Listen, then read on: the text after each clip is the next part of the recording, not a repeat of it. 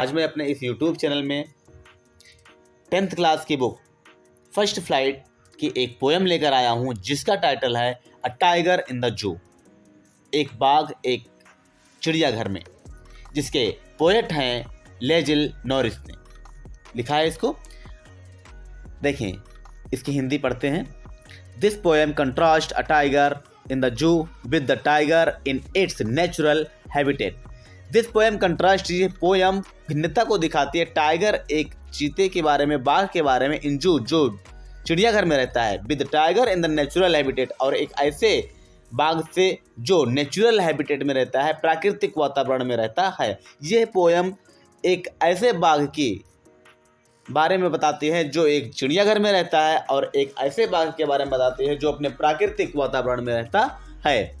The poem moves from जू to the jungle. ये poem जो चलती है फ्रॉम जू चिड़ियाघर से टू द जंगल, जंगल की तरफ। यह पोएम या यह कविता चिड़ियाघर से जंगल की तरफ चलती है, and back again to the zoo, और वापस यह चिड़ियाघर तक आ जाती है। Read the poem silently once. इस पोएम को एक बार आप शांत होकर के पढ़ें, शांत मन से पढ़ें, and say which stanzas speak about the tiger in the zoo, और आप कह सकते हैं, जान सकते हैं कि कौन से स्टेंजा हमको बताते हैं कि वो बाघ को जू के बारे में बता रहा है, and which one speak about tiger in the jungle, और कौन से स्टेंजाज हैं जो हमें शेर के बारे में बताते हैं जो जंगल में रहता है।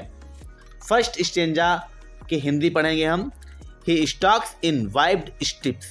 He stalks, वो अकड़ कर चलता है, in his wide steps, अपनी स्पष्ट धारीदार पट्टियों पर, and few steps of his cage, और वो कुछ कदम रखता है अपने पिंजड़े में, on pads of velvet coat, and pads of means होता है गद्दीदार, velvet coat मीन्स होता है गद्दीदार पैरों पर, क्वाइट मीन्स होता है शांति के साथ, चुपचाप। In his quiet, rage means होता है, इन हिज मीन्स होता है अपने, क्वाइट मीन्स होता है चुपचाप, रेज मीन्स होता है क्रोध में। इसका पूरा का पूरा मतलब होगा कि वह जब पिंजड़े में चलता है तब भी वो अकड़ कर चलता है। उसकी शरीर पर जो धारियां बनी हुई हैं, स्पष्ट धारियां बनी हुई हैं, फिर भी वो अकड़ कर चलता है। On pads of velvet quiets in his quiet rage, और वो पिंजड़े के अंदर शांत होकर भी बड़े गुस्से के साथ चलता रहता है। Second, he should B lurking in shadow.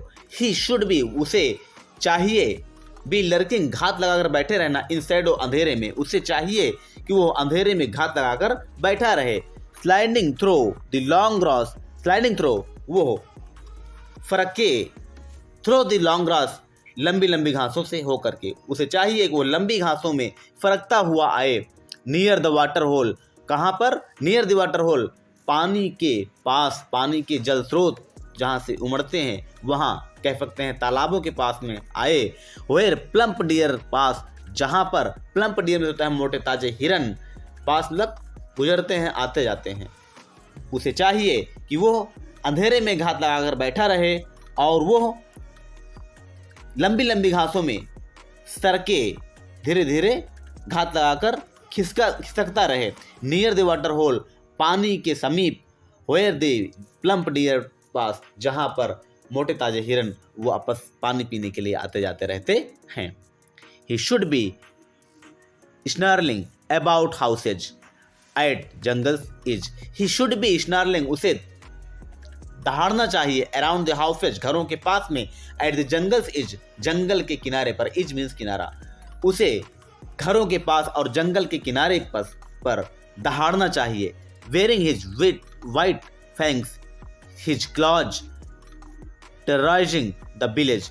Wearing his white fangs, उसे अपने सफ़ेद नुकीले दांतों को दिखाना चाहिए। हिज क्लॉज, अपने पंजों को दिखाना चाहिए। टेरराइजिंग द विलेज, और पूरे गांव में आतंक फैला देना चाहिए। इसका पूरा मतलब होगा कि उसे जंगल के किनारे, घरों के पास पे आके दहाड़ना चाहिए, और अपने खुले और नुकीले दांतों को और अपने पंजों को दिखाना चाहिए, जिससे पूरे गांव में दहशत फैली रहे, पूरे गांव वाले लोग आतंकित रहें। But he is locked in concrete cell. But लेकिन ही इज लॉक्ड, वो कैद है, इन कंक्रीट सेल, पत्थर की दीवारों के पीछे, लेकिन वो कंक्रीट की दीवारों के पीछे, पत्थर की दीवारों के पीछे कैद है।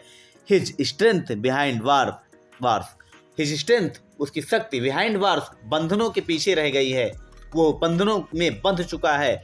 Stalking the length of his cage, stalking, वो अकड़ कर चलता है फिर भी, लेंथ ऑफ हिज केज, अपने पीढ़े में, जब भी लेकिन वो अपने पीढ़े में चलता है, वो अपने अकड़ के साथ चलता है।